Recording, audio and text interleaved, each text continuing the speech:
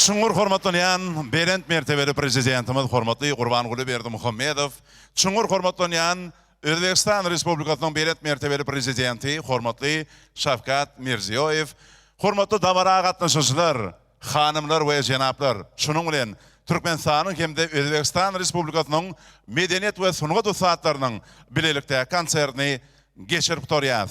Türkmenistan bilen Özbekistan Respublikasynyň arasynda goňşulyk gatnaşyklary hemişe gülläbesin.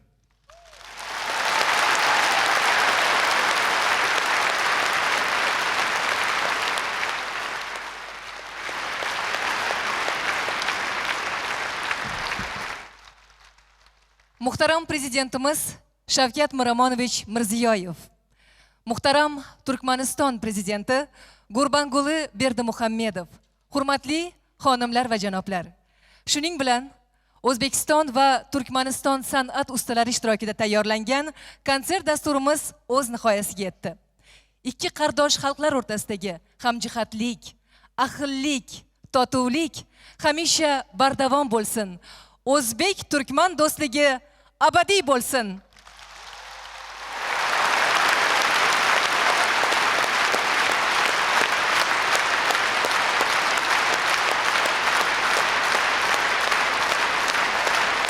Yenide arkadaşlı yurdumuzda, ediz vatanımızda şudur yani şahatlıklı, toylu günlerde görüşensek, hoşta olun, yaşasın Türkmen Özbek halklarının bakı dostluğunluğu.